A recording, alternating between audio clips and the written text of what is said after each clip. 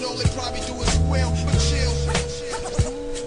When we start the revolution, when we start the revolution, all they probably do is squeal, but chill.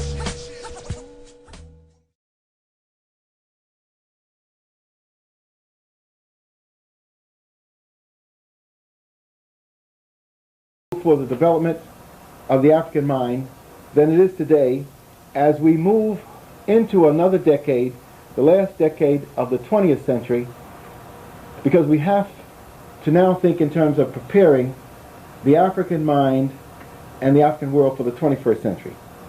So these next 10 years are crucial in how we are going to be defined as African peoples into the next century or two.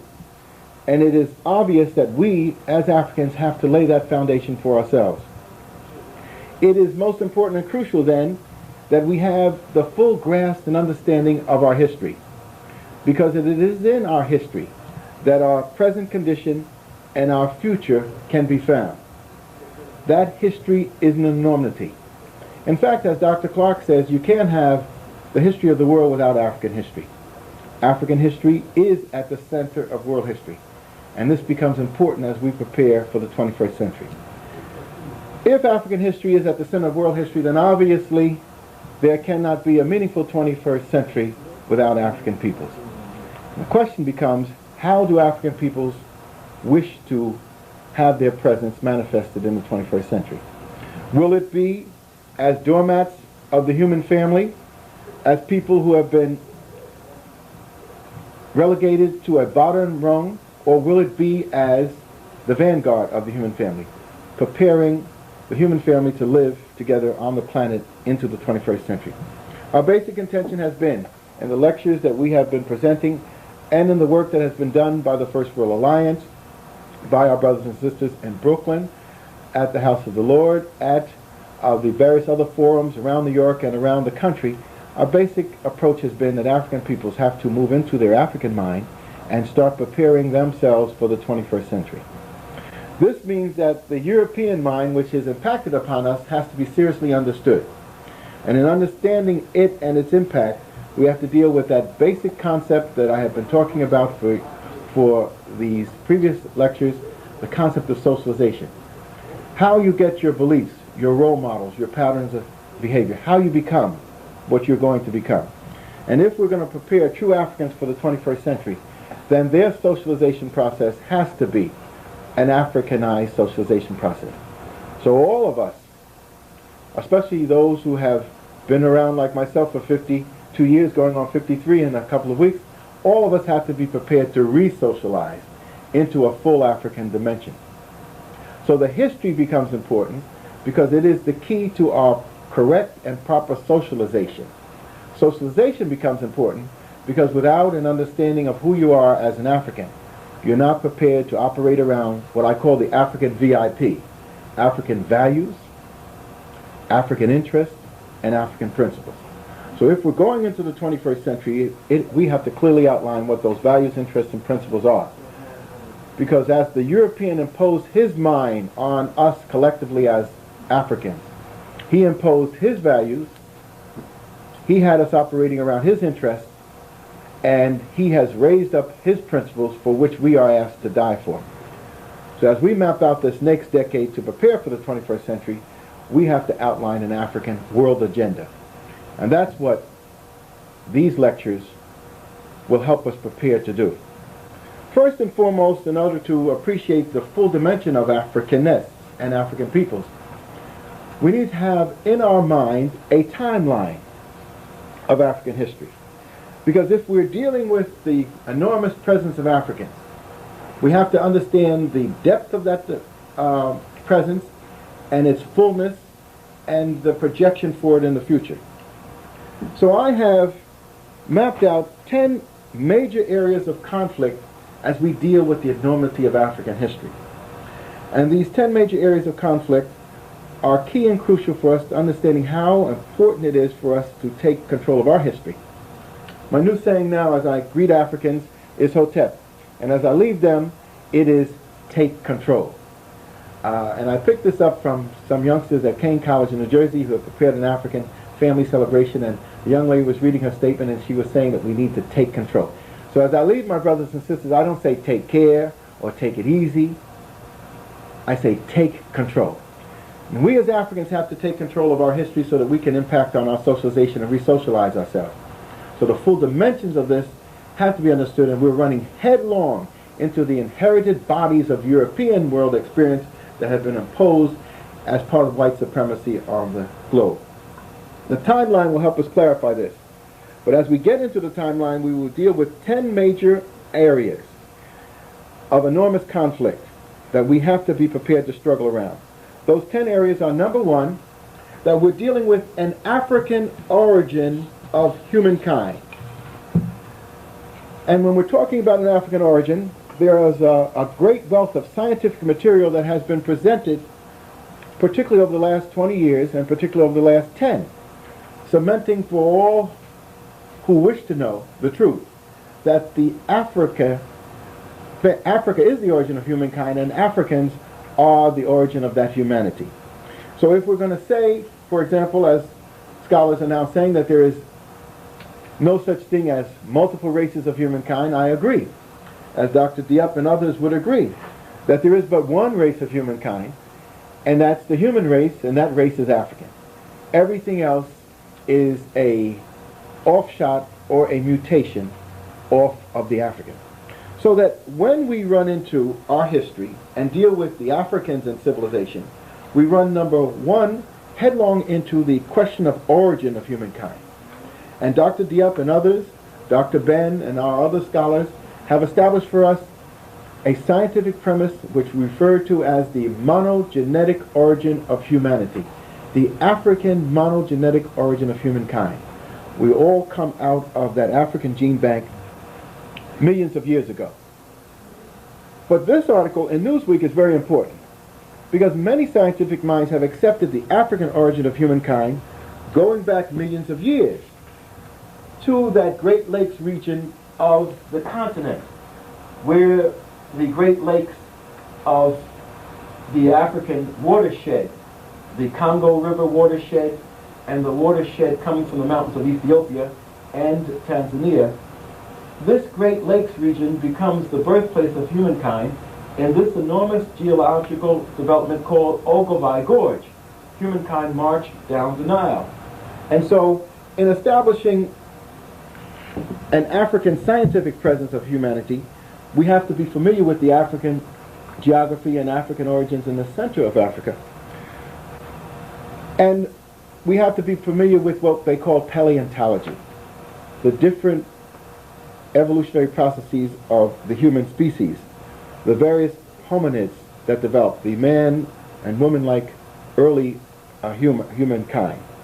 And what Dr. Diop and others have established is that the first 3 of the 6 early human beings never left Africa. The last 3 eventually left Africa and peopled other parts of the globe.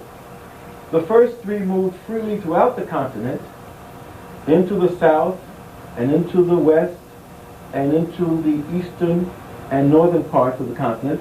But eventually, the last 3 were able to migrate out of Africa across this stretch where Egypt and Palestine link into the Eurasian domains. And of course, the African was able to march across his beautiful continent and then cross this small body of water at the Straits of Gibraltar and travel into Europe. So by various means, the African was able to people Asia and the so-called Middle East and the European continent. So the last 3 hominids, or early humanity, was able to march out of Africa.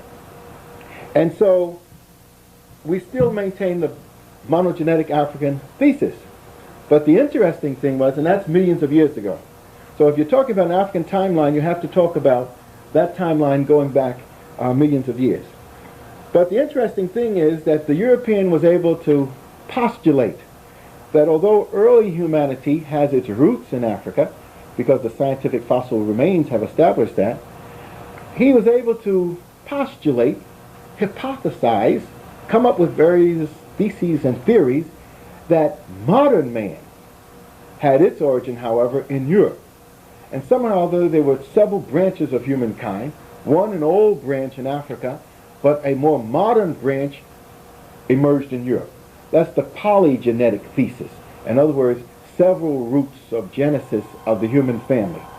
And that thesis allowed for the Europeans to postulate that this later man that they originated out of was that man which developed a large brain, and was that man which became modern man. And so he was able to stamp on the human family the concept of the Cro-Magnon. Cro-Magnon man, the large brain modern man, and it is from this modern man, Homo sapiens sapien, that modern humankind developed, particularly the European branch that's supposedly superior. But unfortunately, as there is this enormous explosion of information, and that's why we have to form our study group so we can tap into it and keep our eyes open vigilantly and study and restudy and reread even previous works. Fortunately, this explosion of information has established that various scientific finds, molecular biology and other modern means of scientific research has established that Cro-Magnon man, or Homo sapiens sapien, also has his and her origin in Africa. In fact, this article in Newsweek doesn't deal with the old humanity, which goes back millions of years in Africa. This particular article is important and crucial because it deals with modern man, Homo sapiens sapien.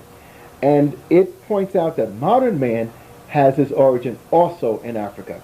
The research was conducted on more than 100 or so of the women from around the world, from the different groups, and their placentas, etc., were tested.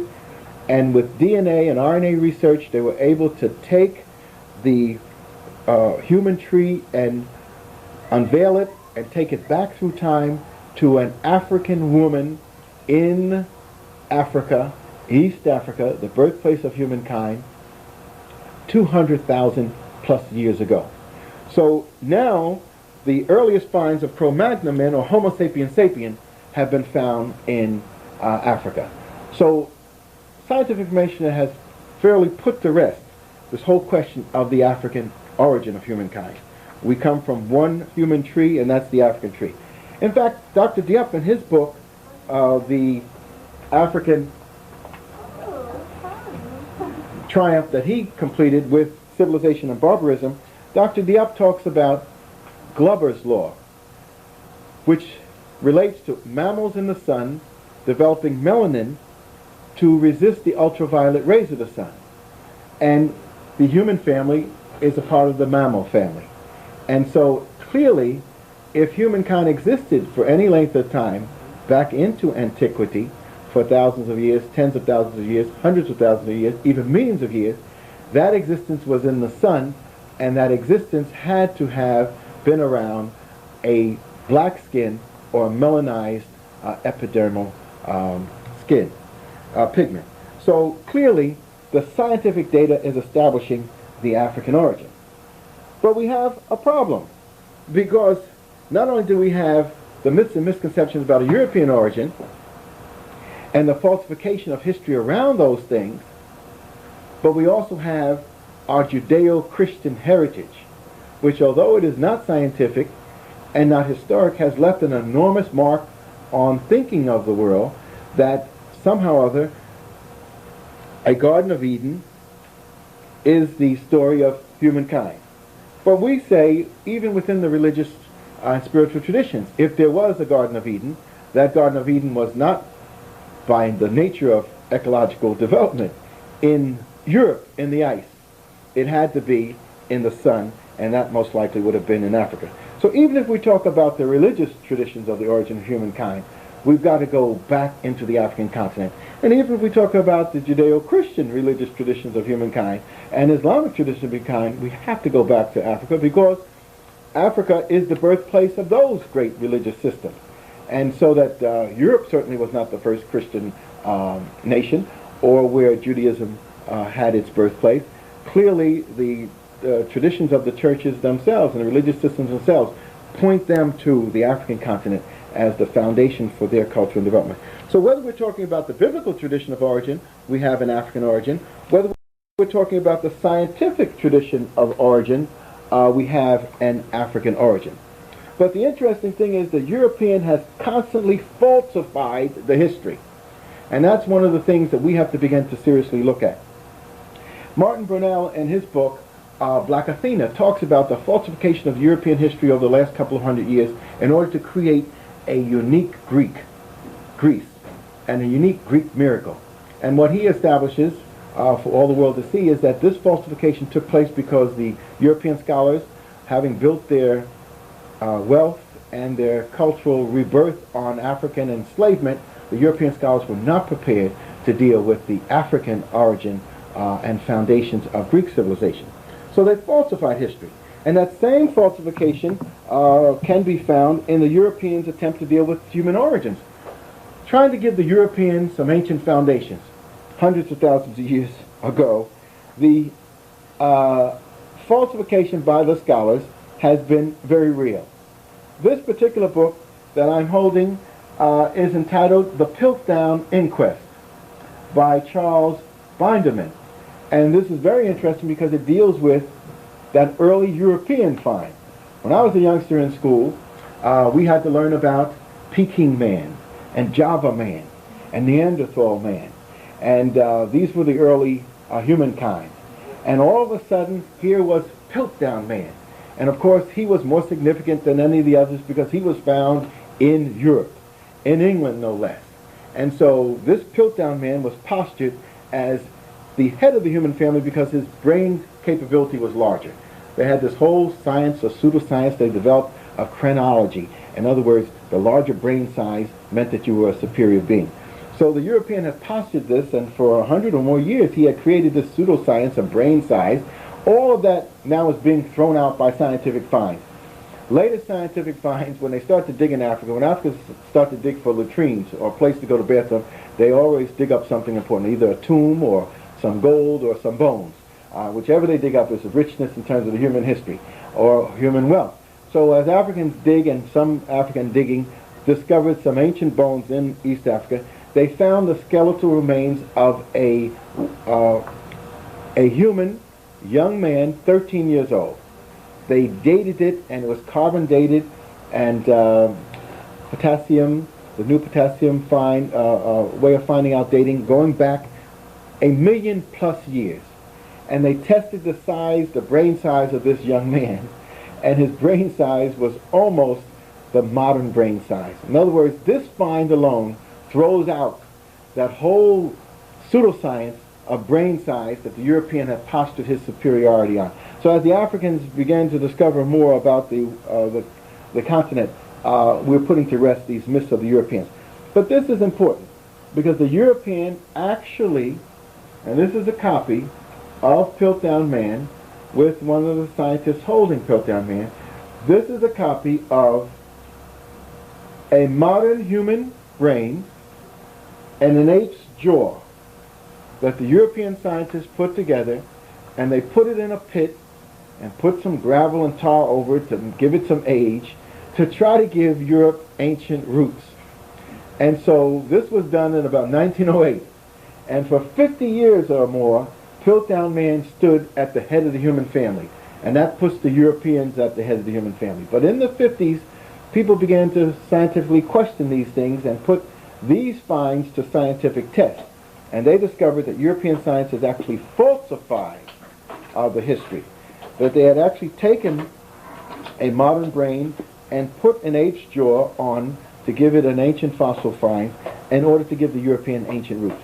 Most of the evidence to date tells us that there are no ancient roots of the European family.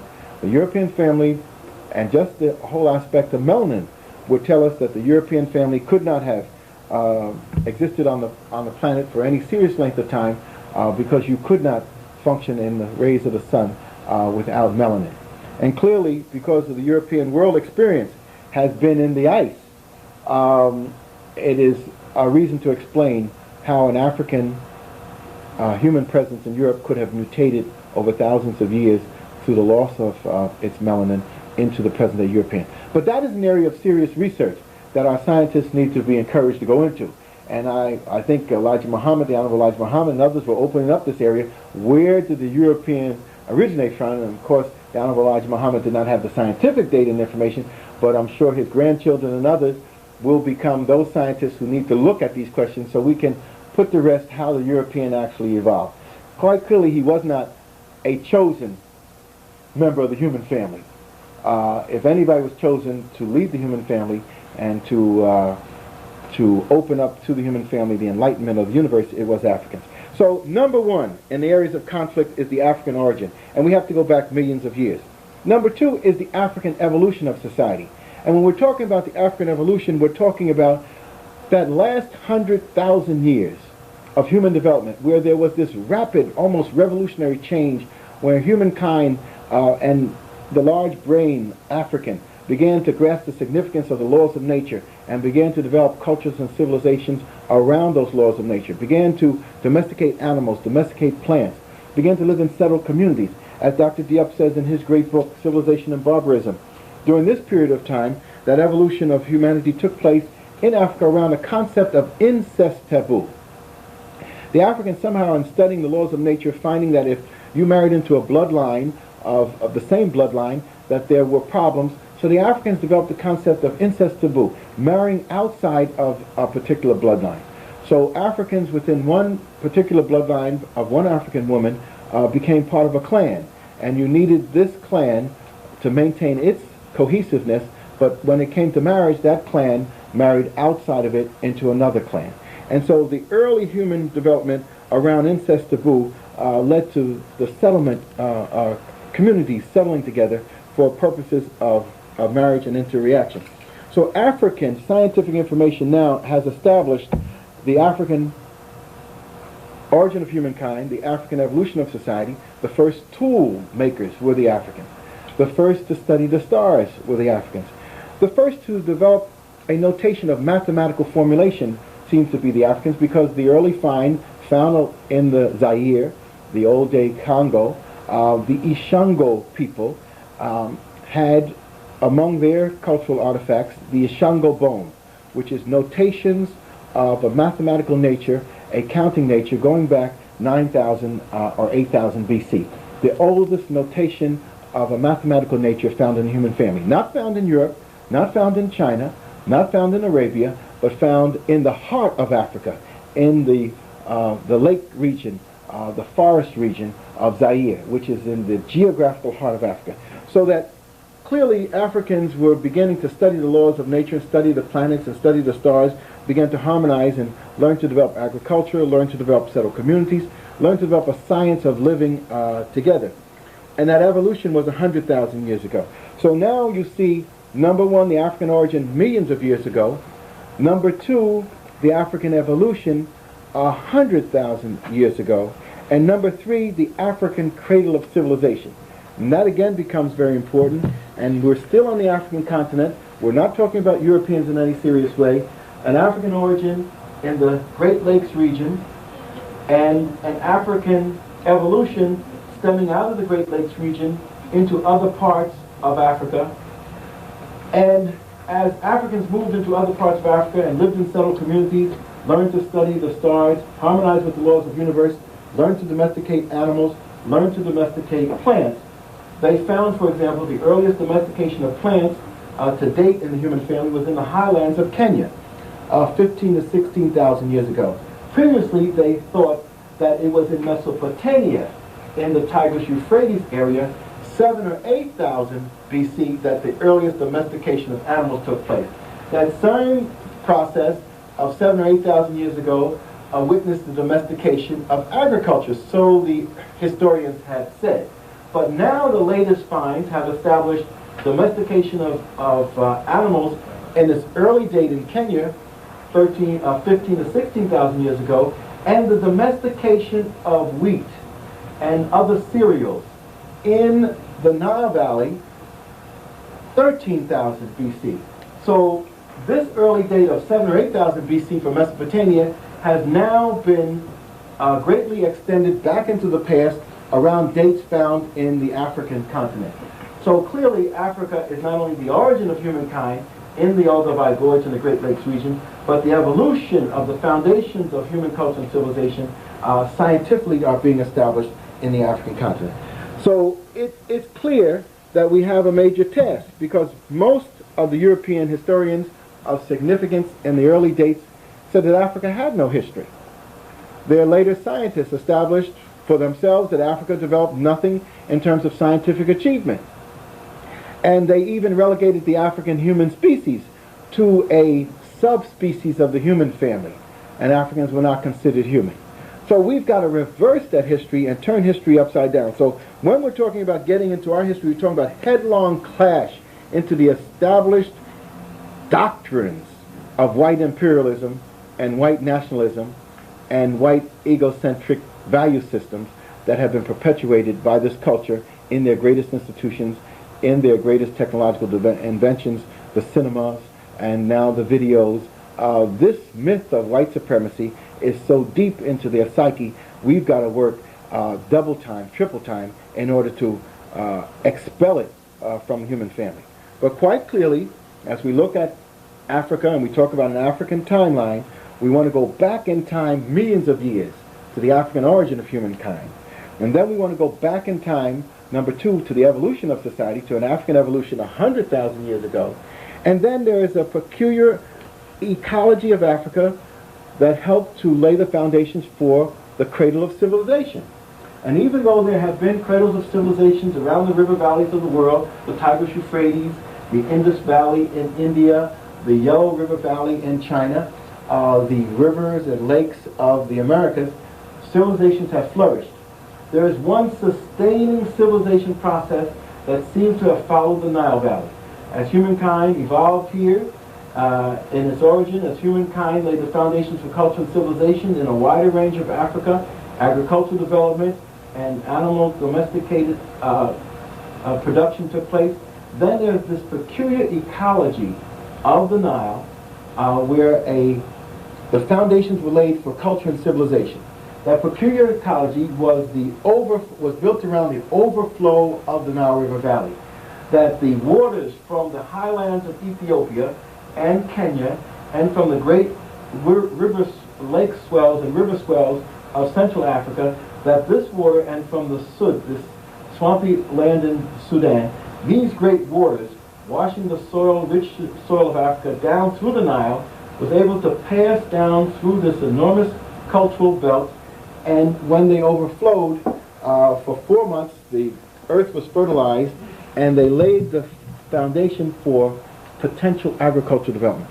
So African culture moving down the Nile from the highlands of Ethiopia and Kenya through the watered areas of the Sudan on into Nubia in southern Sudan, southern Egypt and northern Sudan, Nubia here, and then on into Egypt itself. This special ecology laid the foundation for the cradle of civilization. And so it's important for the Africans to establish their origin of humankind, their evolution of society, and also their cradle of civilization. And what I'm beginning to seriously learn is that while this African cradle was being developed in the South, and I refer to that as the Sun People's development, Dr. Diop refers to it as the Southern cradle, and he postured a Northern cradle. And the European experience comes out of the Northern cradle, and the African experience and Southern Asian experience comes out of the Southern cradle. I also postured the difference in ecology. The ecology of beneficence and the goodness of the universe and God comes out of the African ecology, and the ecology of deprivation and a deficient ecology is that which represents the European experience. And so we talk about two cradles of development. We're not talking about millions of years ago. We're not talking about hundreds of thousands of years ago. We're talking about that period of 50 to 60,000 years when the ice dominated Europe, and that this was the result. This particular article in Newsweek refers to the Ice Age in Europe, and this article is entitled "The Way We Were." our Ice Age heritage: language, art, fashion, and the family. And it's a very intriguing article because it comes out of an exhibit that was at the American Museum of Natural History dealing with the European Ice Age experience 20, 30, 40,000 years ago. And the interesting thing about this is that as we went down to see the exhibit, the major thing in the exhibit was this particular item here, which may be hard for you to see, but this is an image of mammon bones that have been put together to make a shelter. And the subtitle is "A Condo on the Russian Plains." And I call it the Bone Motel that the Europeans put together for development and for survival. But this is what I meant by the ecology of survival and a deficient ecology of the northern cradle. These bones put together was considered an achievement. This was the biggest thing in that exhibit. The monumental achievement of the Africans is their monumental building to their God concept, seen by the pyramids and seen by their great temples. And so I think it's important for us to appreciate that. In fact, when we make the contrast between African development in the sun and European development in the ice, the value system of caring and sharing that comes out of the sun, the value system of what I call the communal, cooperative, and collective development, as opposed to the value system of the ice. And I've given it that nomenclature because ice fits what I want to say is the value system. It's a crass individualism, taking care of me, even in neglect of your family, and a competitivism, an amoral competitivism for C. So you have I for individualism, C for competitivism, and E for exploitation, super exploitation, exploitation of by any means necessary. So it's this value system of ice which contrasts the value system of the sun, which becomes the important foundation for our understanding of human history. So if we look at a timeline has to be in relationship to what happened in the ice, in the northern cradle, as opposed to what happened in the sun, in the southern cradle. And Dr. Du Bois, just like Dr. Ben and Dr. Clark and the others, has postured this relationship, that civilization developed in the southern cradle and barbarism developed in the northern cradle. So this important dichotomy between north and south becomes important because it tells us, in the dimension of historical development, what was happening in the caves of Europe and those areas where the ecology was not favorable, and what was happening in the sun of Africa and the river valleys in southern Asia and in the Americas, where civilization was developed by sun people. Now, it's important for us to have documentation from European sources, because even though our great African scholars like Dr. Diop and like Dr. Chancellor Williams, who wrote this enormous book on the destruction of African civilization, the great issues of race from 4,500 BC to 2000 AD, Dr. Chancellor Williams, our great professor from Howard University, and even though brothers such as Professor John Jackson has written this enormous book called The Introduction to African Civilization, which has an enormous foreword by Dr. John Henry Clark, and other scholars have laid down that this African origin of humanity and the African evolution of society and African high culture and civilization in the Nile is important. We've got to go to European sources in order to be able to support it. One sentence from a European is worth 1,000 books by Africans. That's in racist thinking. So from this book, A History of the Modern World, by Dr. Palmer and Dr. Colton, we have taken from page 3 an important statement, and that statement is from their chapter concerning ancient times, Greece, Rome, and Christianity.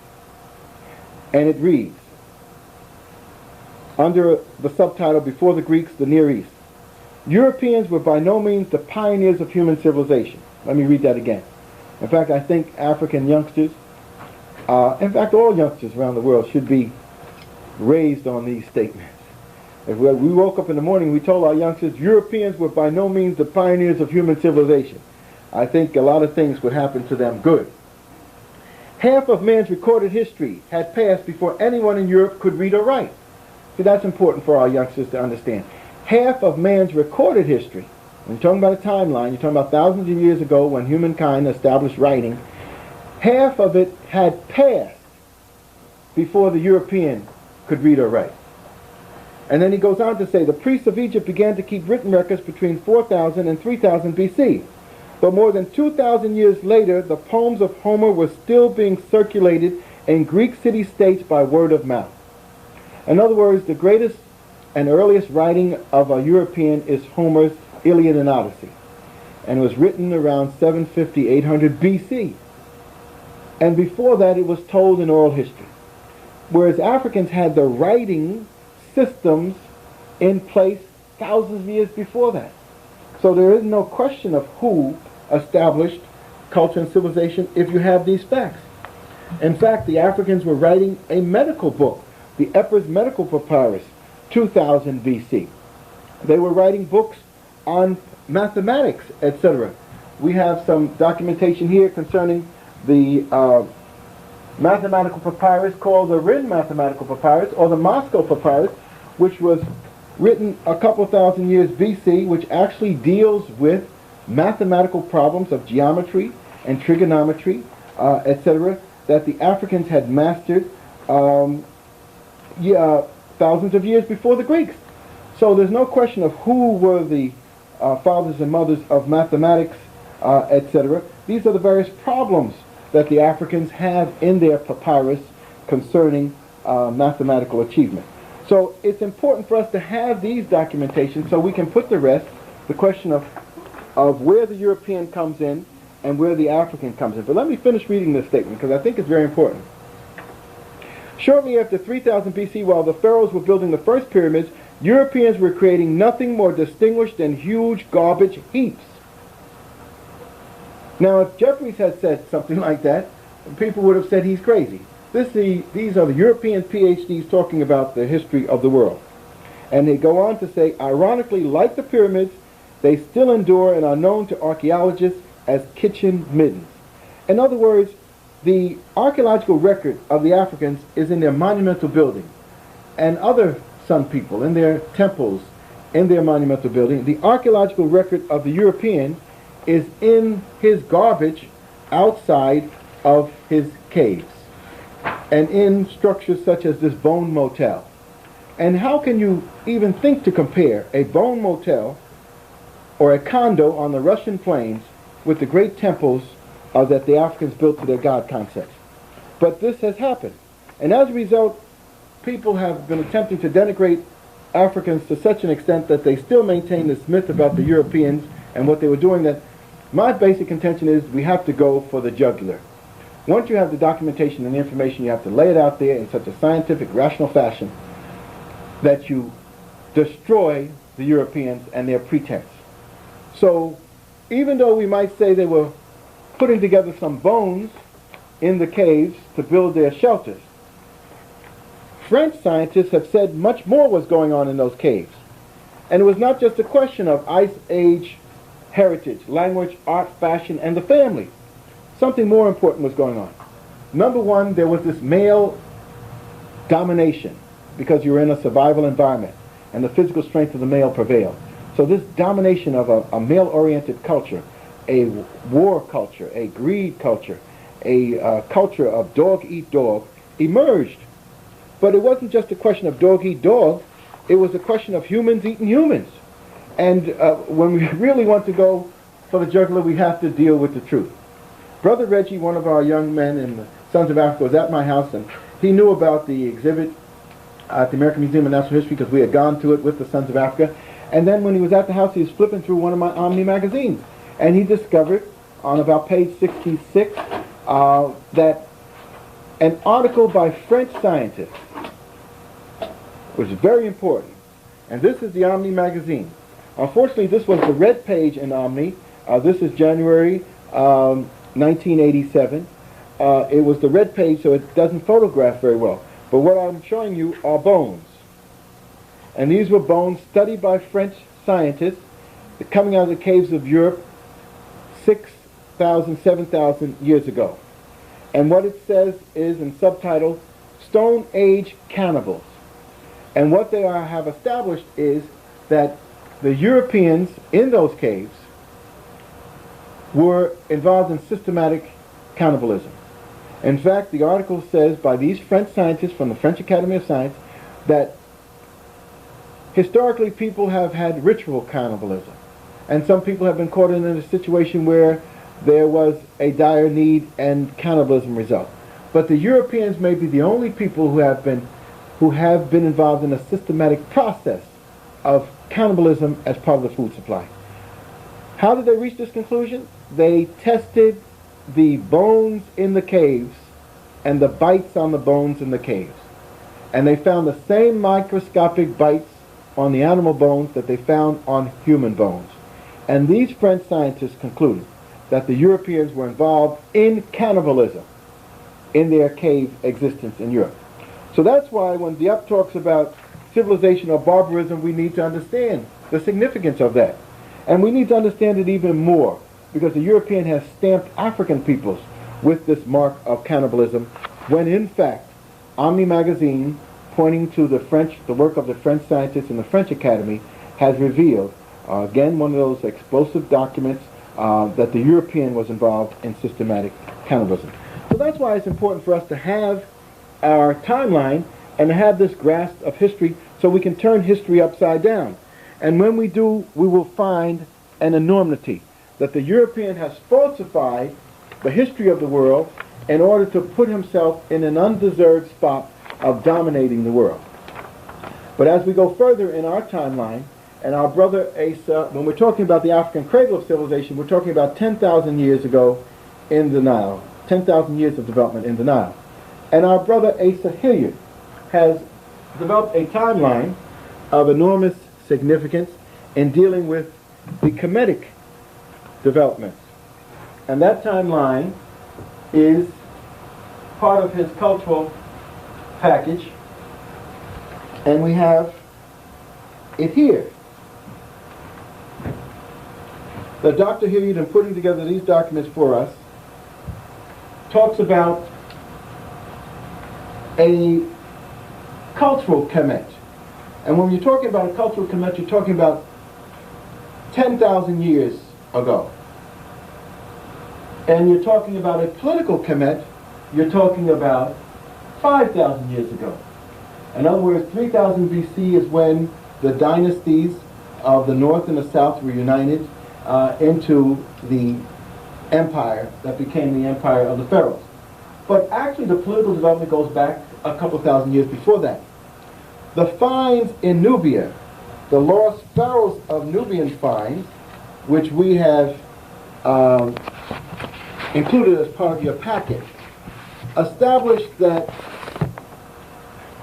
before the pharaohs of Egypt unified Upper and Lower Egypt into dynastic rule, there was development in Nubia for 1,000 or more years around kingship.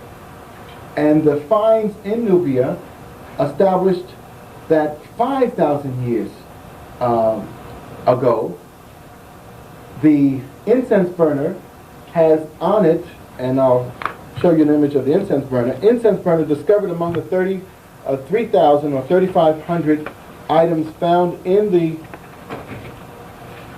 33 royal tombs discovered in Nubia. The incense burner has on it some of the major symbols of later developments in Egypt. The saret, symbolizing the kingship, the symbol of the palace, the white crown, the symbol of rulership, the royal barges, etc. And symbols that later became the hieroglyphs. So obviously, Nubia is the mother of Egypt. So when Dr. Ben wants us to understand this, he talks about the development in Egypt as the zenith of earlier developments out of Nubia. And a number of our other scholars, like Dr. Chancellor Williams, Dr. George Jackson, speak about Ethiopia, the mother of Egypt, or Egypt, Ethiopia's oldest daughter. In other words, establishing that earlier foundation in Nubia.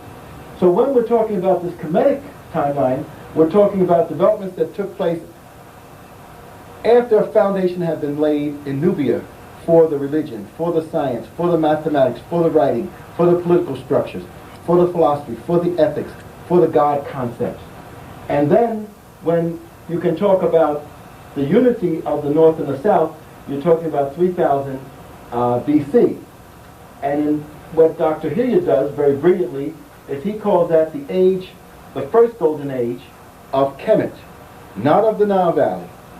The first golden age of Kemet, which is that zenith that occurred after developments in Nubia, the first golden age of Kemet is called the Pyramid Age. And quite clearly, in order to build pyramids of the size that the Africans built it, either the step pyramid of Saqqara built by Imhotep, or the later Great Pyramid built by the builders for Khufu, you had to have 1,000 or 2 years of development before the science and mathematics and the technology could be devised to build something as the pyramids, but the Great Pyramids of Giza. But that first dynasty, that first golden age, is referred to by our brother Asa as the Great Golden Age of the pyramids. And the protection of the pyramids, the second Great Pyramid, was built by Khafra. And Khafra was the son of Khufu, and his image is carved for humanity, for eternity, in the image of the Sphinx. And clearly, the Sphinx image of Khafra is an African image. In fact, tradition has it that it was so African that it shook up the Turks when they came into the Nile and they attempted to destroy the face, and it shook up the expedition of Napoleon that came into the Nile in 1799 after the so-called American Revolution and the so-called French Revolution, and they attempted to destroy the face. So the nose has been damaged, but clearly it's an African nose that was damaged and an African image. The first great structure of the ancient world is the Pyramid of Saqqara. And this pyramid was commanded and built in the name of the Pharaoh Zoser, built by the great genius of the ancient world, the first person to emerge out of the midst of the ancient past as a human figure of enormous proportion, the multi-genius Imhotep. And Imhotep designed the step pyramid, and the step pyramid is more than a step pyramid, it's a whole cultural university learning center. Around that pyramid is an enormous concentration of buildings that were part of the learning center and educational system of ancient Kemet, the first university to be systematically developed that we have knowledge of, and the ruins are still there. But this African image, with the nose and the mouth, clearly is of that great pharaoh who commanded that Saqqara pyramid be built. So this establishes the African origin of the early dynasties of Kemet. And you can contrast these African images with their large and full lips, their plentiful noses, their African hairstyles, etc. You can contrast these with 3,000 years later when the Greeks and Romans dominated and you had their images carved in wood and on papyruses. But they definitely were not the originators or the people who took the culture to its height. They were people who were part of what we call the stolen legacy, invaders that inherited this greatness of Egypt. So these images become very important for us to have. And this is the Pyramid Age, in which you have the great pharaoh of the third dynasty, Amenhotep, clearly an African image. And of course, over here with the great Ankh symbols, you have Khepra Ka-Re, who is called Sanseret of the 12th dynasty. Again, a renewal of the golden ages of Africa in the 12th dynasty, and that is dated by Professor Hilliard at 2000 BC. The Pyramid Age being 3000 BC, the age of the second golden age, 2000 BC, and Asa refers to that, Dr. Hilliard refers to that as the literary age. That's the age in which the Ren mathematical papyrus, the Epirus medical papyrus, the Turin medical papyrus, and the various other books dealing with the philosophy, mathematics, the morality and ethics of the Africans became important. In fact, it became so important that it began to pass on to other peoples and help them develop. One of the great books out of this tradition, in terms of literary tradition, was the pyramid text being put into the so-called Book of the Dead, the Book of the Coming Forth by Day and by Night, which becomes one of the first known religious texts or Bibles of the ancient world. So that second golden age, Dr. Hilliard refers to as the literary age, in which the writings of the Nile Valley Africans became part of the human family's literary tradition. And the ironic thing is, the Greeks don't have writing at this time. The Germans don't have writing at this time. The French don't have writing at this time. The Scandinavians don't have writing at this time. And Africans in Ethiopia, in Nubia, and in Egypt itself are writing books about their philosophical, moral, ethical, mathematical, and scientific knowledge. And then, unfortunately, you get the invasions. And Dr. Chancellor Williams has documented in his book, The Destruction of Black Civilization, that you can date the invasions of Africa from the High Sox invasion, 1750 BC, where for 200 years, part of the Nile Valley was dominated by these invasions from the Indo-European areas, Asia Minor, if you will. But fortunately, Africans from the South, as has been the case in the previous rule, in other words, when we talk about the unification of Upper and Lower Egypt with the Narma palette, and that's what you have here on this image. Those are both sides of the Narma palette. It depicts historically the unification of Upper and Lower Egypt, the invasion of Africans from the south, unifying the whole valley in their under their rule, and flourishing under the Pyramid Age. Then you have a period of intermission, an intermediary period where things fall into disorder, but then coming up from the south again come these African pharaohs, Senusret and others, and they restore unity and establish another golden age that lasts 400 years, just as the previous golden age lasts over 500 or 600 years. Then you have the High Sox invasion, and for a couple hundred years these foreigners dominated the northern parts of the Nile Valley. But then again, up from the south comes the Africans, with the dynasties established by Amos and others, the family of the Tutmoses, and eventually the family of the Amenaphis that produced Akhenaten and his father Amenaphis III and Queen T. And they reestablish a third golden age in what Asa, Dr. Hilliard, refers to as the Temple and Imperial Age. And this was the age that they stopped building the pyramids. They continued to write extensively, but they started building their great temples and their tombs in the south around Thebes. And across from the city of Thebes is the valley of the kings and the valley of the queens and the valleys of the nobles where the deads took place, where the burials took place. And their mortuary temples. Now the beautiful thing was Thebes, at this juncture, becomes the greatest city of the ancient world.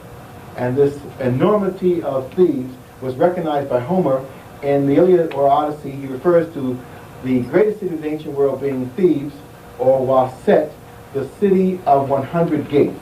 And Dr. Chancellor Williams points out in his book that Thebes was an enormous development, and it is the major center and beginning of black history and black domination of world history in its fullest dimensions of what we call civilization. So we need to understand the importance of Thebes as an enormous center. And the monuments of Thebes are there for all to see. You have the great temple complex of Karnak, the greatest tribute to the God concept in the history of the world. And then a short distance from it, a mile from it, connected by a row of sphinx, you have the great university temple of Wa'at, which was the Ifrit temple where the learning processes for the leadership of the ancient world took place. And it is in that temple, the Great Lodge of Luxor, that the Greeks and others desired to go to learn, and the foundations of mathematics and science that they contributed, they learned from the Africans. In fact, there's an enormous book called The Stolen Legacy, which we need to refer to at this particular point, because the development, which we refer to as the Greeks, has its root in Africa. In other words, the great achievement of the Greeks in science, mathematics, philosophy, art, and culture has its root in Africa. In fact, Greek philosophy was considered a foreign philosophy. Many of the Greek philosophers were killed or exiled or had to commit suicide because they were teaching a foreign philosophy. This book by George D.M. James details what was the legacy that the ancient Greeks obtained. Now, it's important at this point to establish where do the ancient Greeks come into this timeline. And we really haven't gotten to them seriously yet. When Thebes was established as a major university center a couple of 2000 BC and 1500 BC, the Greeks were not involved in the process. The Greeks did not come until another 1,000 years in any serious numbers to relate to the African development in the Great Temple Age, the Third Golden Age.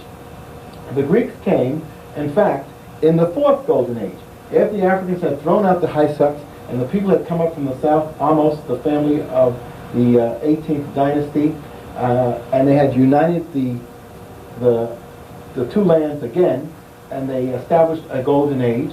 And the Africans began to realize that if they're really going to keep a sustained civilization, which they did for 500 years, from 550 BC to 1100 BC, if they're going to keep that, then they've got to go out to the other parts of the areas, Asia, and even the islands of the Mediterranean, to spread their culture and civilization and tell people how you organize a society, how you learn to live harmoniously. And the lodges became a key to that. In other words, the concept of the Society of Secrets, where the leadership was trained to be the trustee of the people, became the key to spreading African culture out into Asia, into the Indus Valley, out into the so-called Asia Minor, up into the Mediterranean. And those lodges became the important centers. But, of course, people wanted to go to the source. And the greatest minds wanted to go to the Nile itself to sit at the feet of Africans. And this began to occur in an important period after 1000 AD. 1000 AD, you get invasions from into the Nile being pushed back. And as a result of these invasions, first by the Libyan Sea people, then by the Assyrians, you get people coming up from the south again to reestablish African greatness. And this fourth great golden age was reestablished by the Nubians coming up from Kush and Meroe around the family of the Piankis, the great pharaoh of the south, and his relatives Shabaka, Taharka, and Shabaka that carried on his work. And so this revision age took place, or revival age took place, when they refurbished the Nile Valley culture and civilization, reestablished the truth of the ancients. And it was at that time that the Greeks came into the Nile, when these dominant Nubian leaders were on the throne. And one of the important things that they did establish as part of that revival was the famous Shabaka stone. And that Shabaka stone was that particular African moral ethical tradition around the creation of humankind, the development of the God concept, moral and ethical codes that became the Memphite theology.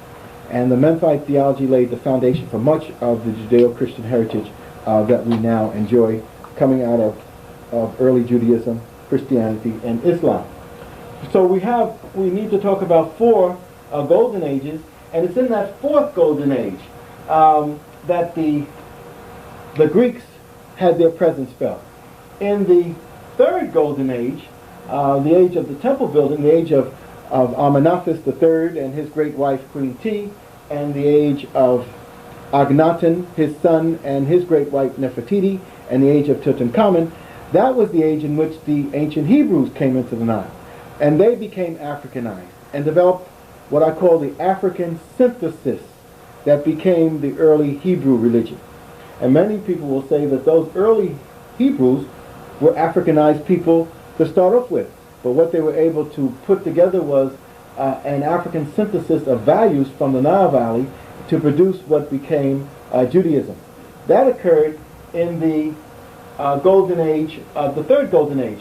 The Greeks actually appear in the fourth golden age, and that's the period in which the Greek golden age has its roots. And the date that you can, it's important for us to have these African dates, because the date that they like to date Greek civilization and culture is 500 BC to 300 BC. And then something marvelous happened. A miracle took place in Greece, and these Greeks became the dominant factor in the history of the world in terms of culture and civilization. And they can't explain this miracle. It's just the genius of white folks. Well, Dr. Ben explains the miracle in his book, Africa, the Mother of Western Civilization, and he's saying that the foundations of Greek culture and civilization came out of the Africans. George D.M. James explains it very clearly in The Stolen Legacy that foundation that became Greece came out of the African experience. Dr. Shekanta Diep has it detailed in his book, Civilization of Barbarism, that which the Greeks inherited was from the Africans, and they took it and developed a synthesis that became a Greek civilization. And even Dr. W.E.B. Du Bois, in his book, Africa and the World, details how the Greeks came into the Nile Valley to master the culture and civilization that helped them develop a synthesis that became what we call Greek civilization. So we've got to see this African factor in history and how it impacts and influences others. And because of its significance, I have come up with a framework for analyzing history, and I refer to it as the pyramid analysis. And that pyramid analysis allows us to understand the development of a synthesis, a coming together of the different values in relationship to produce a new formulation. The thesis, or the foundation, is the African foundation, the African world experience, or what I call the Sun People's experience, based upon African values of humanism, caring and sharing, learning to live in settled communities. And that is the fundamental historical condition of the human family, the African history. But then all of a sudden, 50,000 BC, you have the emergence of something else and the ice of Europe. And the great Wormian Ice Age dominated Europe for 100,000 years, and after a period of evolution and transmutation and whatever developments took place, this European emerges, and the value system that comes out of it is European materialism. I refer to it as European greed, domination, male orientation, whereas the African value system is based upon the harmony of opposites, the complementarity of the male and the female principle, the centrality of the female principle because the female produces life. So you have this value system of harmony in conflict with this value system of domination. And the two, in conflict with each other, produce a synthesis. So you have to see this. The Europeans of the ice leaving the ice for warmer climates. They didn't go north for culture and civilization. There's no record of Europeans going north for anything except developing the war machine. But when they want culture and civilization, the Europeans come south. The ancient Greeks of the north came into the southern Greeks.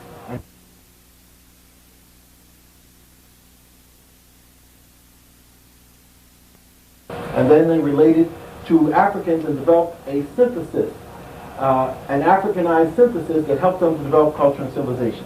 The same phenomena happened with the Indo-European peoples coming in with Abraham.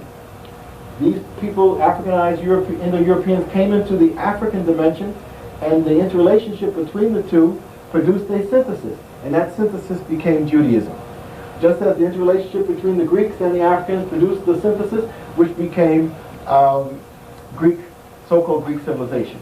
At a later period of time, 640 AD, the Arabs involved in barbarism in the Arabian Peninsula, just as the Greeks were involved in it in the Mediterranean, and the ancient Hebrews had their form of barbarism. They came into the Nile Valley, the Arabs invaded Egypt, and were there for 50, 60 years, and then the synthesis that they developed became Islam.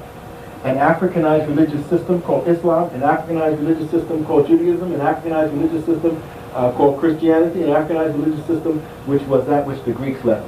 All of those are syntheses developed out of the African experience as it interrelated with the European experience. So we've got to be able to see this African factor in order to be able to understand the history of the world. And so this formulation of pyramid consciousness was developed so we can see, and a circle should be seen as linking these areas together, because this formulation of the synthesis becomes important for us to understand later history. because eventually the foundation of Sun peoples, Africans, Native Americans, is interacted with European peoples in the New World, and a synthesis is developed called America. In an earlier period of time, an African synthesis out of Islam moves into Europe in a period where Europe is dominated by the Moors, Southern Europe, Iberian Peninsula, Italy, and a synthesis is developed between this Africanized experience and the European peoples interacting, and you get eventually the rise, second rise of Europe in the period they call the Renaissance. But of course, the catalyst is this Africanness as a foundation which produces and allows the Europeans to produce these various syntheses. So this formulation becomes very important, and I've got to work on it in more detail so that people can begin to understand it. It makes sense because it allows us to see this enormous knowledge of African peoples in relationship to the pyramid and what I call caps. And what we have to do to master the knowledge is move to the top of the pyramid, to the capstone, and deal with the knowledge in terms of concepts, analyses, processes, and systems. Concepts is the grouping of knowledge, grouping of ideas and knowledge into a certain relationship. And so when we're talking about philosophy, we're talking about religion, we're talking about mathematics, we're talking about governmental relationship, we're talking about spirituality. Africans developed these concepts, and they were later passed on to other peoples who either accepted them, readjusted them, perverted them, and produced their own synthesis.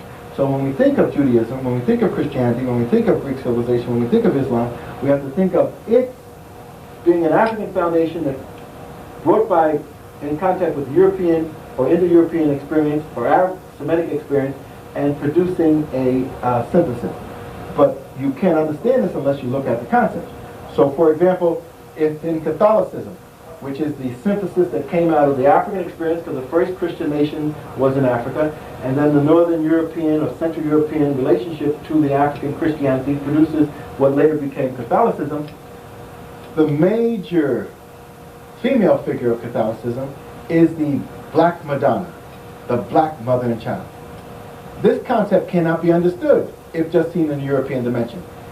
It only makes sense if the Black Madonna and Child is linked to the African concept of Isis and Horus, the first sustained and systematic mother and child that was developed by the Africans and existed for thousands of years, not only in Africa, but in the Mediterranean area and in the so-called Middle East. And you can't understand the concept of the Trinity, a three-in-one, a holy family, unless you understand the African holy family. The European later developed the synthesis, which was the Father, the Son, and the Holy Ghost. But the African synthesis based upon the male principle. But the African foundation of that was the complementarity of the male and female principle, which was built around Isis, the mother, Aset, the mother. Isis is the Greek name, Aset is the African name. Osar is the African name, and Osiris is the Greek name. That's the mother and father principle. And then their synthesis would be the child, Horus, or Heru, the African name, Horus being the Greek name. And so that first holy family of Isis, Osiris, and Horus is the early trinity that was the foundation that the later trinities developed. But then you see the value system. The Africans had the complementarity of the male and female principle, and that's why I like the Newsweek article, because the Newsweek article has the complementarity of the male and the female principle. At least you have the two figures together. Of course, the idiom is around the snake, which is became symbolic of the evilness of women. That's not what the African heritage concept was. The women is the center of godliness because she produces birth of the human family, which is godly. So the early Judeo-Christians inherited a concept of the women as God and producing godliness, but they later converted the snake, not a symbol of authority or transmutation or transformation, but a symbol of evil, and they made the female the symbol of evil also. So we're talking about a synthesis, a negative synthesis that falls on the male side of the European value system, comes out of their deprivation, as opposed to falling on the African side of the harmony and the caring and sharing. But interesting enough, when Newsweek produced the article on the European factor, it just put a man on the cover, just a caveman. And so here you have the male and the female principle in connection with each other, and here you just have the male principle, the dominant male principle. So these two covers of Newsweek speaks volumes in terms of that concept that I'm talking about. But the concepts also relate to analyses. Analyses is how you view the knowledge. Concept is the grouping of ideas, knowledge in a certain relationship. Analysis is how you view the knowledge. And we're trying to say that the knowledge has to be viewed from an African perspective. If you're not grounded in the African perspective, as you look at the knowledge, you can't see it. You can't look at the Parthenon with European eyes. All you see is a beautiful pillared temple that has been called classic in the Greek dimension. But if you had African eyes to see the Parthenon, you would see that the Parthenon was inspired by the great pillared temple of Luxor, the greatest building of the ancient world, which was a pillared temple of the resurrection of the human spirit, the ability of the human spirit to move from a low level into a godly level. It was a university temple.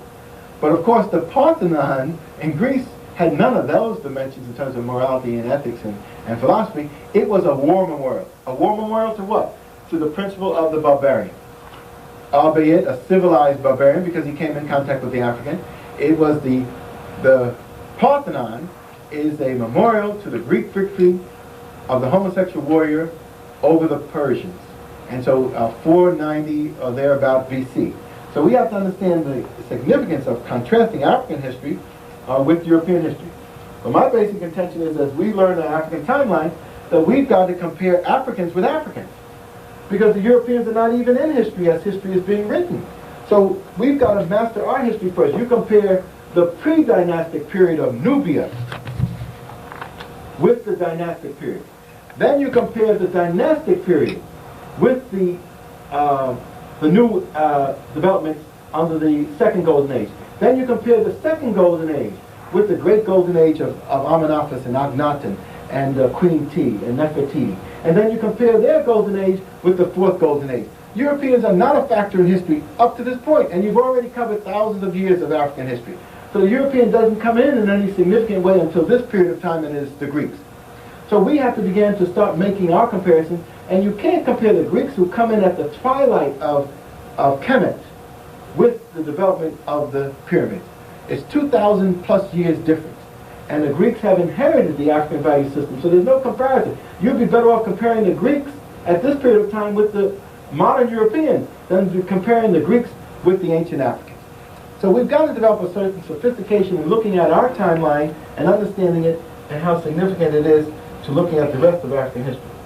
Because in this period of the fourth golden age, an important thing happened. I call it the period of the diffusion of African culture. As I mentioned, the first conflict of the 10 I mentioned is the African origin of humanity. The second conflict is the African evolution of society. The third conflict is the African cradle of Nile Valley civilization. And the fourth is the African diffusion of cultures. In other words, during this period of the African golden age of the fourth dynasty, the culture was diffused into other parts of Africa. You had an enormous development here in the Sudan and in Ethiopia taking place, but a refurbishing of that culture, and it's passing down to other parts of Africa and eventually emerging as a synthesis in this part of Africa, in Zimbabwe, in the great stone cities of Zimbabwe. Eventually, as the Europeans invade and with the Greeks and the Syrians invade and the Persians invade, the African culture goes further down into Africa, and it has a rebirth here in Nubia for another 1,000 years. Even as the Europeans sit here with the Greeks and with the Romans, the Africans still dominate this area and culture is still flourishing. And it starts to spread throughout other parts of Africa. It crosses this area through Lake Chad into the Niger River Valley. And it moves down from the Niger into the west coast of Africa and into the Congo River Valley. So you get the period of the diffusion of culture to other parts of Africa. So Ethiopia has a rebirth in terms of culture, which became the culture of Aksum and the Ge'ez and the early literature of Ethiopia.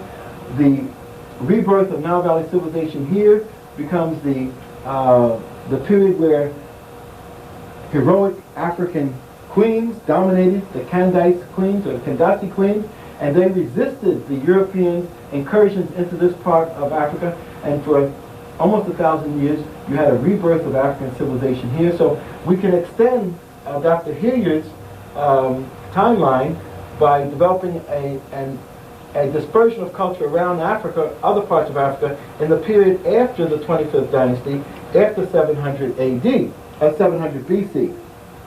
And that led to the foundations that became the city-states of the Niger River Valley, that became Ghana, Mali, and Songhai, that became the people of Ivory Coast and Ghana and the Yoruba. They all have roots that go back into the Nile Valley. Their cultures and civilization. The Ashanti king is reflective of the great pharaohs of Egypt. The Oni and the Obas of Nigeria are reflective of that philosopher king which the pharaoh symbolized. And their cultures have many things in common. Dr. Diep refers to the cultural unity of Africa because of this great system that was developed here and parts of the system spreading to other parts of the African continent. And we need to understand that. So when you look at the African continent, you need to see early migrations of the Africans millions of years ago over the continent, later migrations 100,000 years ago of the modern African over the continent, and then the cultural migrations 10,000 years ago, and certainly 1,000 years BC, this enormous migration of Nile Valley civilization and Nubian civilization to other parts of Africa. So you need to see the links. You need to see the great stone cities of Zimbabwe as linked to the great temple complex of Thebes and the great temple complex of Napata and Merowe, because they were, in these stone centers is where the societies of secrets or the learning processes were taking place, and where the leadership was learning to be the trustees of their people. And you need to understand that development with development that took place in Mali and in Ghana and in Nigeria, so that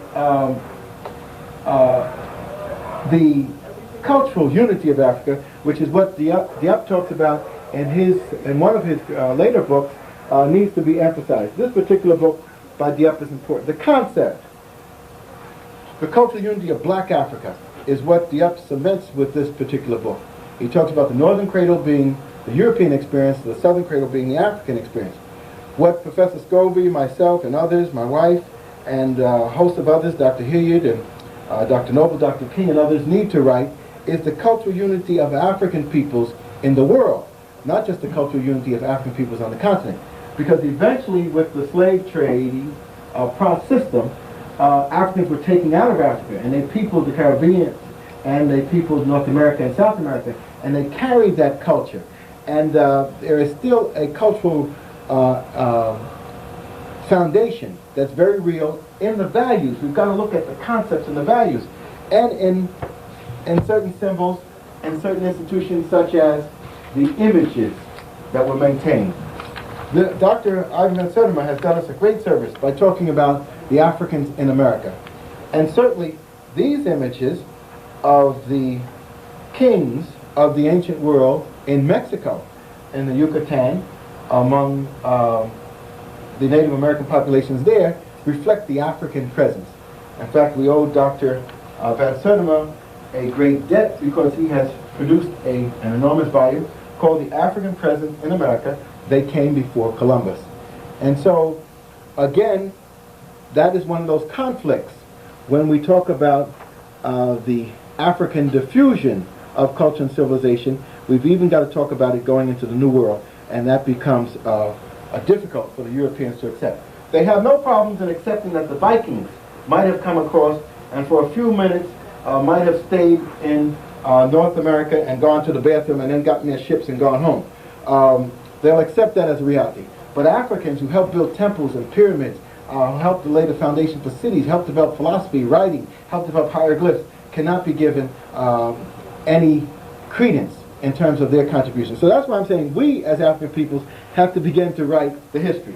We cannot leave it to the Europeans because we'll run into conflict with the question of origin. They cannot accept an African origin, but science tells us that there's an African origin. They can't accept an African evolution of society. They want to put the evolution in other parts of the world. But the scientific information is establishing 100,000 years ago that humankind went into a rapid revolutionary process of developing and finding itself and laying the foundations for modern scientific culture. And so the third process, the African cradle of civilization, and that particular ecology of the Nile, is our reality. But of course the European says that we have no history, we have no culture, and he wants to claim our history and our culture. but we have to fight to make sure that it's taken back. And the fourth aspect is the diffusion of African culture into Africa and later into Europe through Greece and then out into the Indus Valley, Mesopotamia, and eventually on into the far reaches of Asia. And so when we do deal with that, we have to talk about the stolen legacy of the Greeks in relationship to the Africans. We have to talk about the African heritage of the Judeo-Christian Islamic experience, and then that key factor of Africa in Islam has to be dealt with, and that becomes an important part of our history because in the African Middle Ages, because I divide history up as opposed to Dr. Hilliard's timeline, when I deal with the African timeline for history, I deal with what I call 6 eras. One is the prehistorical era, going back millions of years, and then coming up to the classical period, which is the civilization of the Nile Valley 10,000 years ago. And then you have the diffusion of this culture, 2000 BC into other parts of the world. And then you have the Middle Ages, which I date from 500 or so AD, in which the culture spreads significantly to West Africa, and you get the foundation of Ghana, later Mali and Songhai developing, the foundations of the Yoruba and the Akan civilization in that middle period. And in the later middle period, Islam becomes an important factor. And it's important at that point for us to understand that the Africans Africanized Islam. They did not accept an Arab version of Islam, and Islam became an important factor of culture and civilization in Ghana, Mali, and Songhai, around the city-states of Jenny, Mapi, Gao, and Timbuktu, and into Nigeria around Sokoto, Kano, and others, because the Africans maintained their values of harmony and caring and sharing while they accepted the overall belief of the one God concept of Islam.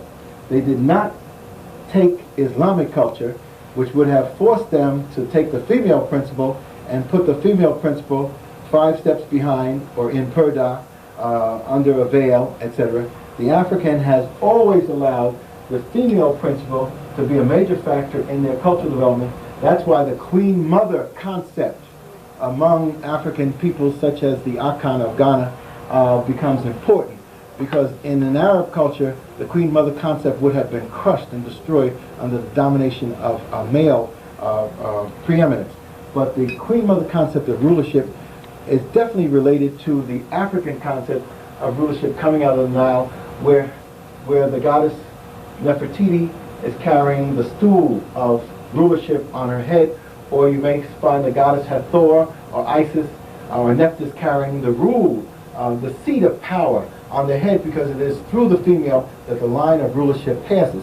Now this is why we can make a distinction as to who built the cultures of the ancient world in reference to the Nile Valley, because the principles of the harmony of the male and female principle and the centrality of the female principle is built into these cultures. Arabs could not have built a culture and civilization that has, for example, as Ramses built in Abu Simbel, a temple to the male principle, himself representing the male rulership and Amun representing the male godship. And near that temple, or next to it, complementary to it, is the female temple to his great wife Nefertari, and to the female god concept of Hathor. In other words, so you had the complementarity of 2 temples built next to each other, representing the male and the female principle. That's why we know Africans built these things. Europeans have a concept of male domination. The Semites have a concept of male domination. And so it is clear that if you have a culture that puts the center of it, the female principle, makes the female goddess, makes the females rulers, makes the female the preserver of the culture, meaning the symbol of Ma'at is the female with the feather. And in other words, clearly the Africans are letting people know who are the transmitters of the values. The European, centered around this male domination, has suppressed the female even to this day. If you ask the Pope whether women have a role to play in the church, he's still falling on ancient European caveman doctrine that there's no special role of the women in the work of God. And so we need to understand from whence we came in terms of our tradition.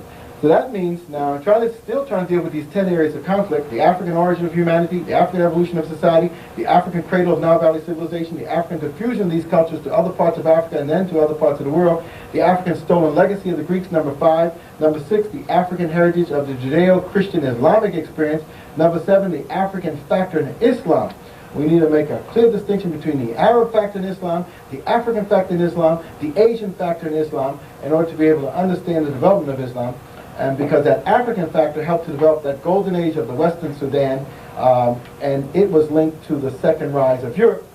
And then that second rise of Europe becomes important. The first rise of Europe is in that dynasty of the 25th dynasty of the Africans from Nubia. You're talking about 500 BC. Then Europe, after flowering with the synthesis of the Greeks and the synthesis of the Romans and eventually the synthesis of the Christians, Europe flowered, but around 400 AD, 400 BC, 400 AD and 500 AD, Europe floundered with the invasions of the barbarians from the west, from the east, and from the north. Rome went into decline, and for 1,000 years, Europe was in its period of dislocation called the Dark Ages. We call them the White Ages. Mm-hmm. And in this period of the White Ages, where the barbarian dominated, Europe had very few periods of glory. One period of glory that they hold to during this period of 1,000 years was the development, 900 or so AD, of the kingdom in Germany of Charlemagne. It's the only thing the Europeans hang on to is Charlemagne. And Charlemagne was one of those barbarians who did not understand human development, had little education, but was a valiant warrior. Africans at the time of the so-called European Dark Ages was moving into another age of great development, another golden age. And that golden age was the golden ages throughout Africa. And that's why it's important for us to understand. At the time that Charlemagne was on the throne, the foundation for the African great golden age of the middle period was laid. The golden age of the city-states and empires of the Niger River Valley.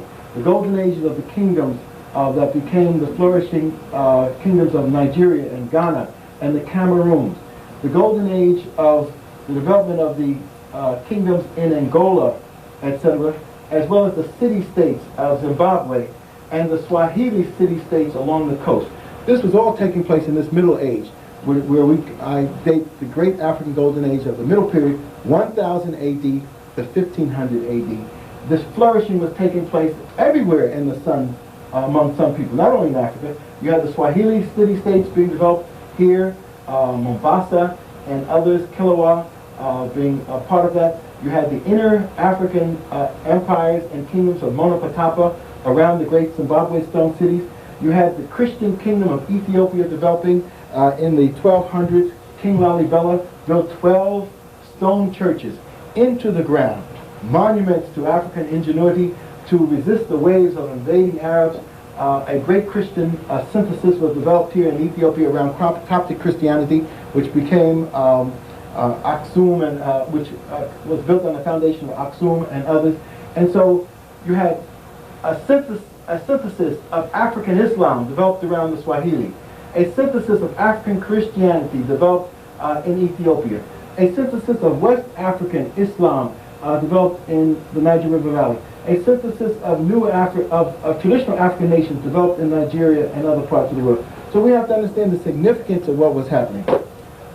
Africanized Islam also passed through North Africa and up into Europe.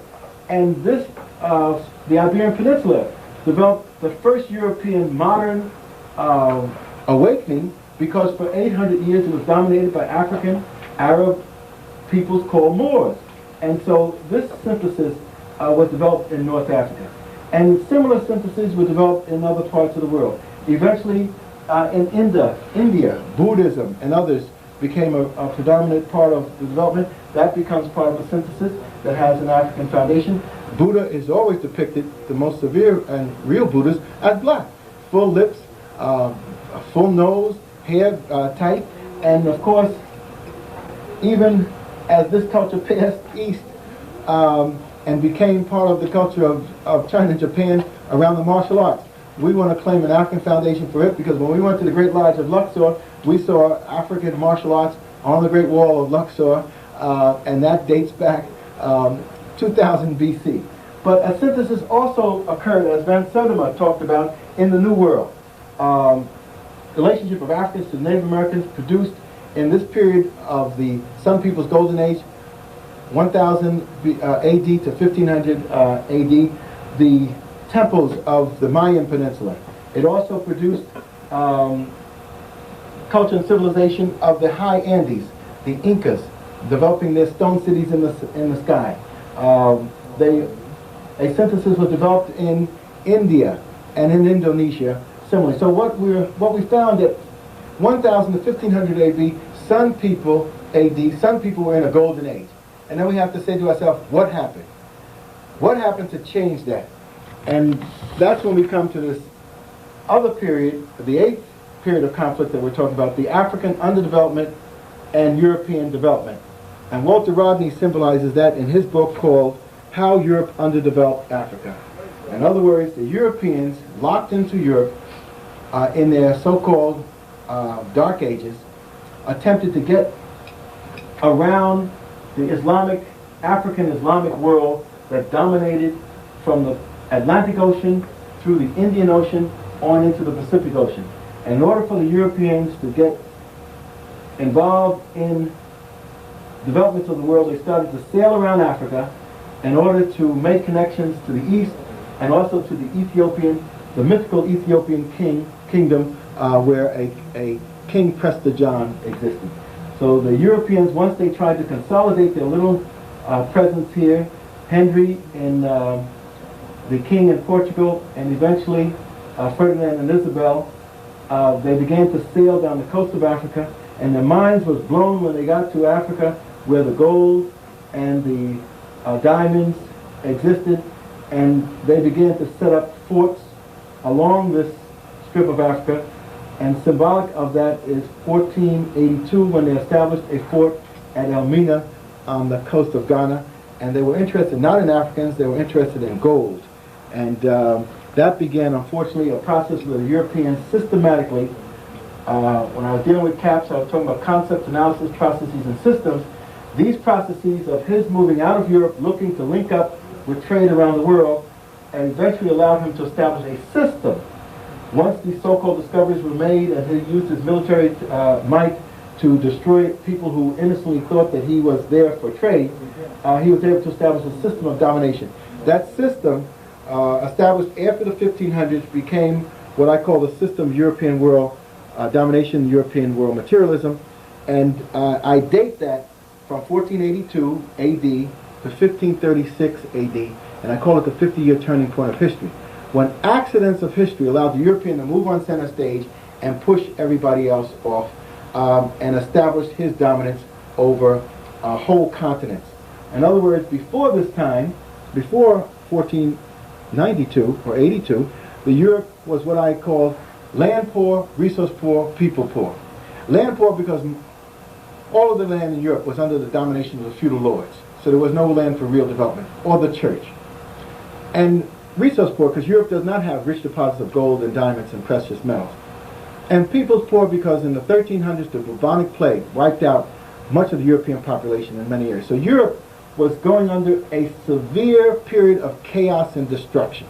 That's why they had to fall back on Charlemagne, 900 AD, because he was the only light they had. In the period after him, the church, Europeans went into the dislocation of having invasions from the north. Again, that northern factor. And that's why we can't just talk about the caveman going back thousands of years ago. We just go back 1,000 years, we can talk about the Vikings. 900 AD to 1100 AD. This northern factor visited death on Europe. Coming out of Denmark and Norway and Sweden, they vamped on the Europeans in Central Europe and also in the western part of Europe, and for 200 years the Viking raids devastated Europe. And Europe made an adjustment, a negative synthesis. In other words, this ice factor came in, beat up on the poor other Europeans, and so they adjusted to the war machinery of the Vikings, and they became they became on a war footing themselves. And so immediately after 1100, after the Viking raids, you get the period of the European insanity around the Crusades. So for the next 400 years, you get the various crusades in which the Europeans are on a war footing, leaving Europe, ports in Italy, and sailing to the east to take back Jerusalem. These Europeans, most of whom never became serious Christians, and only became Christians yesterday, and only became Christians through a group process where one Lord might say he's a Christian and then get all those people together, tell them to kneel down and say you're all Christians. But there was no belief, there was no morality, there was no value system. The inherited African 42 commandments that became the 10 commandments wasn't real for these folks. But they were latter-day Christians. In other words, they bopped into Christianity late and they were sailing east for booty. They wasn't sailing east for a spiritual foundation. They were sailing east for whatever booty they could get. And so you had the insanity of the Crusades, the First Crusade, Second Crusade, Third Crusade, Fourth Crusade. And it reached its ultimate insanity in the Fifth Crusade, when ships were leaving the Mediterranean, ports in Italy, with the children of Europe, tens of thousands of children. The men could not save Jerusalem, so now the children were asked to save Jerusalem.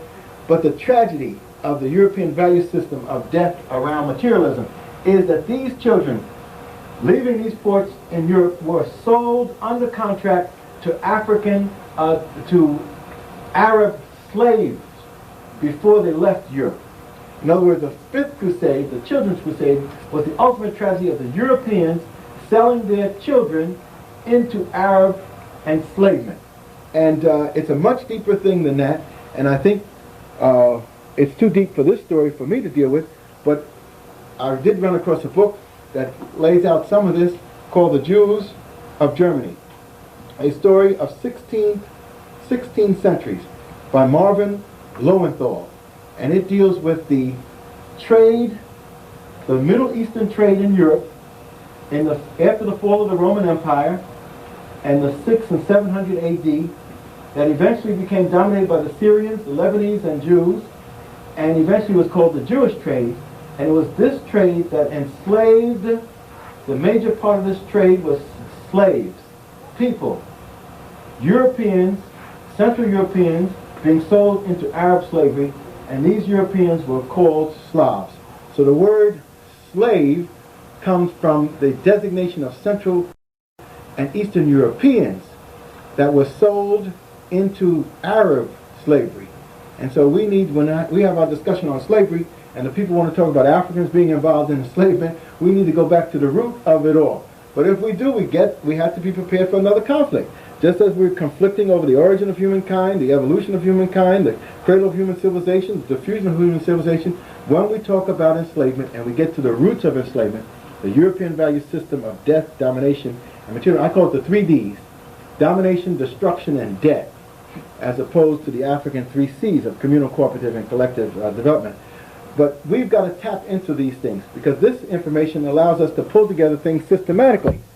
Now, the person who helped me develop a systems approach, and all of these accidents of history, 1482, the Europeans coming to the coast of Ghana, and then hearing about sailing west into the Caribbean, and eventually Columbus and others sailed west and they got into the Caribbean.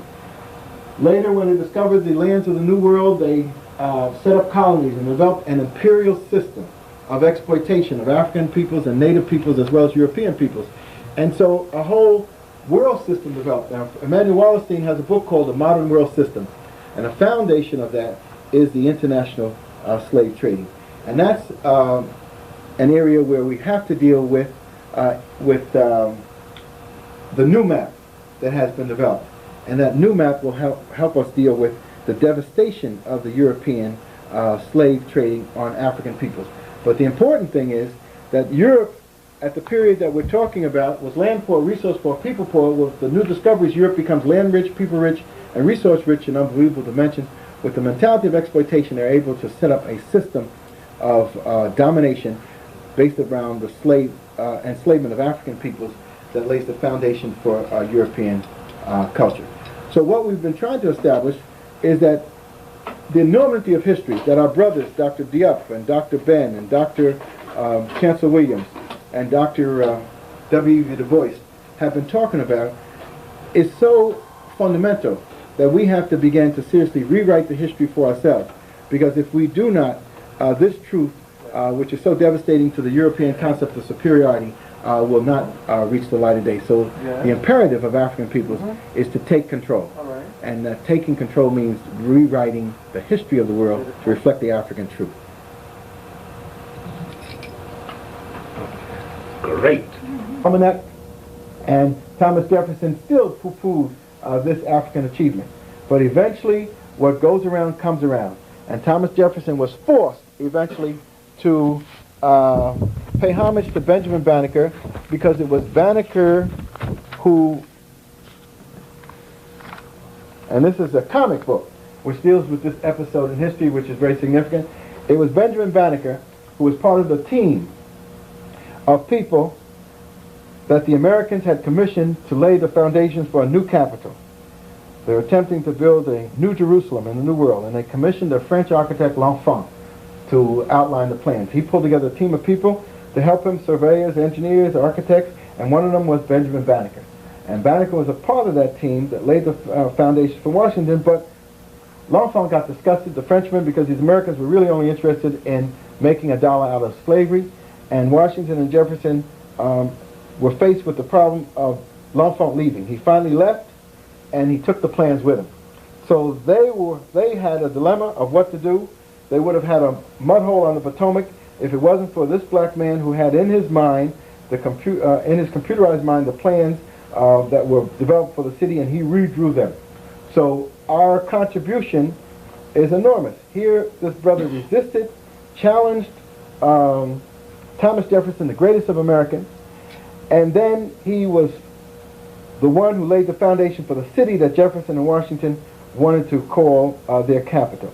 So the contribution of black folk continually throughout the history has to be developed, and it's a heroic contribution. Even in enslavement, even in our struggles, it is enormous. But after 1800, something happened.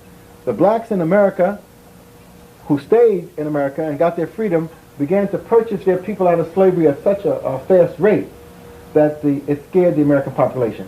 1790, the American had a census. The first census in America had 90,000 free blacks, 360,000 slave blacks. 20% of the black population was free. And over the next 10 years, this free black population continued to buy their people out of slavery. It scared white folks so that they began to plan and plot and conspire again to block them and put them back into semi-slavery or get rid of them, because they were inspired by the Haitian Revolution. And that inspiration produced the Prosser Rebellion in 1800.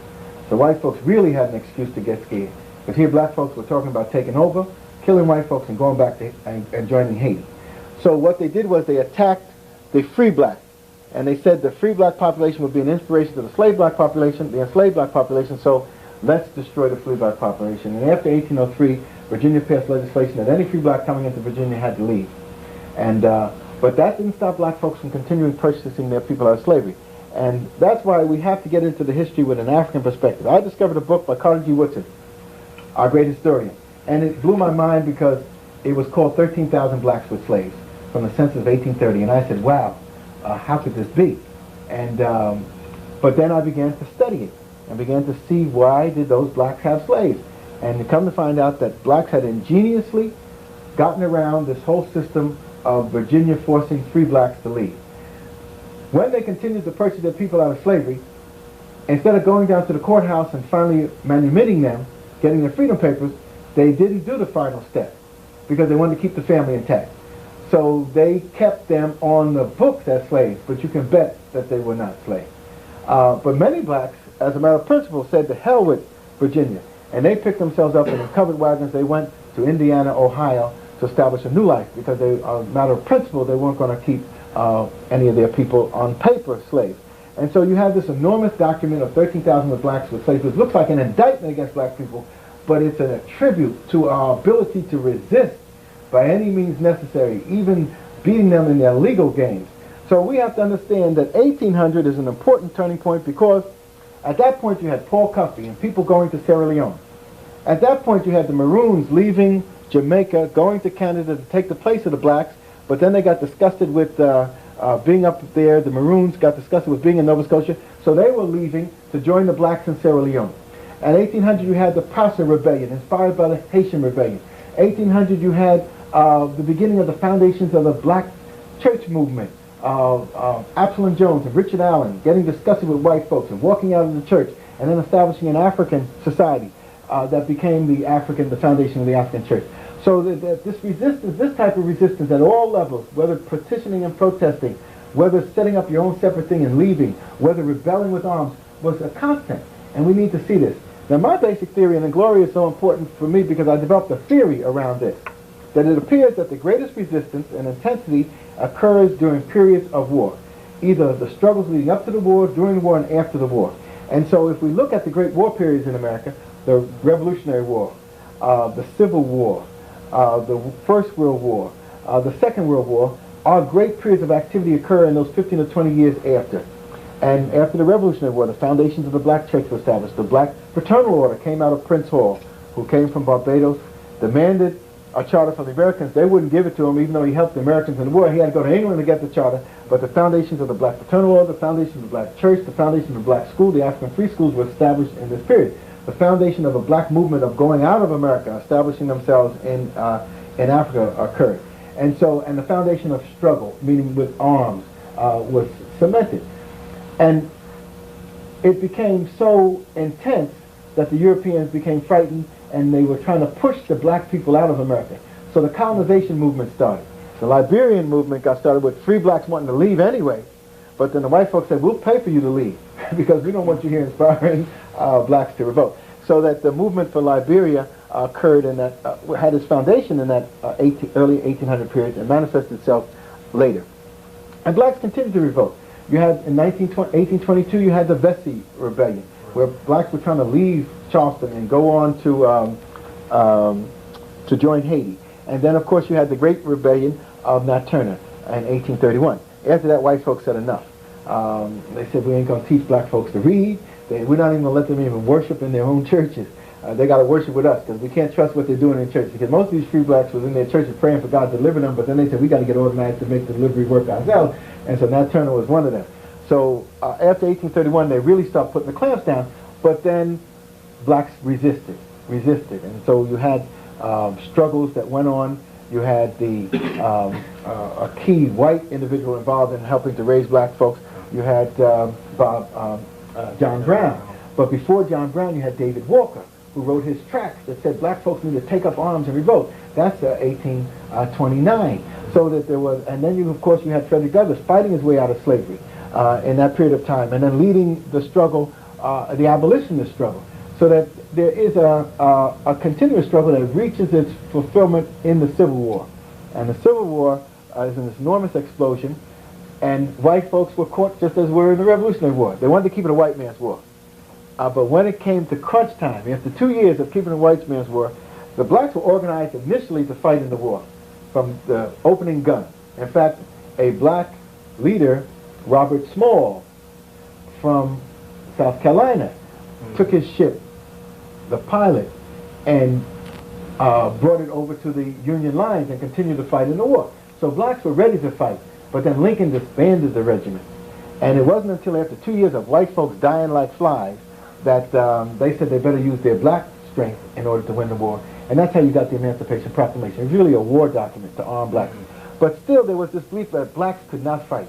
And black folks with arms was a terrifying thing.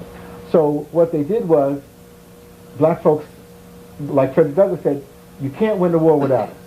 And eventually they pushed to have the Massachusetts 54th established. And the Massachusetts 54th was designed specifically to be a testing ground as to whether blacks had the will, whether they had the ability and the capability of struggle to win their own freedom. And so when you see the movie is part of a whole historical dimension. But people are criticizing in terms of, well, they picked up the flag, and I don't like that, or the white man died with them, and they showed the white man. No, you got to see the sweep of black history and resistance to understand where that fits. And the white man is only an instrument of a whole process of black folks bonding themselves together and struggling, and that bonding continued with 200,000+ of them fighting in the war and winning their own freedom. So, and when they came out of the war, the explosion of activity around these freedom fighters and their family was so enormous that no people in the history of the world have the history of black folks after the Civil War. No people have a history of coming out of bondage and building like black folks built. Schools, businesses, organizing whole state systems. It was against the law for them to read and write, but they still were able to find those people who had mastered reading and writing and put together systems of constitutional development that helped set up the public school system for the South, that helped set up the public welfare system for the South, that helped set up a South or American model of helping all peoples, not just the rich folks that had property. So that the role that black folks played in the post-Civil War period is enormous. Now I appreciate it, I'm being able to appreciate it more and more because when I went down and I found my grandfather's tomb after they messed with me in that Alex Haley incident, where the white folks told me we bought the history of Alex book, and we don't have to deal with it as a truth, and we don't have to deal with the truth of African history. This is after 2 weeks of being down there helping Alex with the roots thing. I got discussed, I said I got to make a pilgrimage to my grandfather's grave. So I left Alex and them in Savannah, flew to Atlanta, rented the car, rushed across the Georgia countryside. I'd never been in rural Georgia, but I had to get to my grandfather's grave. Just something told me, because my psyche had been devastated by these Europeans. And the only way to reconstitute was a spiritual connection with my grandfather, who I never even seen, didn't even know about. Got to the grave site, there was this church that they had built, this clapperboard church. And on the cornerstone was 2 Jeffries. One was Jesse Jeffries, my grandfather. Another was S.L. Jeffries. I later learned that that was his brother. He was born in slavery in 1865. Jesse Jeffries was born when I found his tombstone, which was an obelisk. He was born August the 10th, 1868, at the birth of the 14th Amendment. And the obelisk had a Masonic symbol on it. And I later learned that he was a master of the lodge in that area. So here these blacks coming out of slavery had their churches that they built, their schoolhouse that they built to teach their children, and their lodges and their institutions to develop their leadership. And so that's the grounding that allows us to continue the struggle. Even crippled by enslavement, we were able to continue the struggle in enormous proportion. That's why white folks fear us. And they fear, most of all, the bonding of black men as the instrument and the catalyst to protect the black family. So we have to begin to seriously understand that. And the devastations that have taken place with black men over the last couple of decades is part of that process, to destroy that black young man, because he is the catalyst for protecting that black family. So we have to see our international struggle, and we are moving into a 50-year turning point of African people's victory since 1945 with the collapse of the European system. And Du Bois details this in his book. The European system has been trying to keep control of African peoples, but the revolutions keep coming. The revolution in China, the revolution in India, the revolution in Egypt, the revolution in Sudan, the revolution in Guinea, the revolution in Ghana, the revolution in Guinea-Bissau, the revolution in Zimbabwe. All of those are part of the continuous struggle of African peoples to establish their foundation and their system for the 21st century. So what is happening around the enormity of the African experience is that we are laying the foundation for getting prepared for the 21st century, a new African dignity and an African renaissance. Thank you.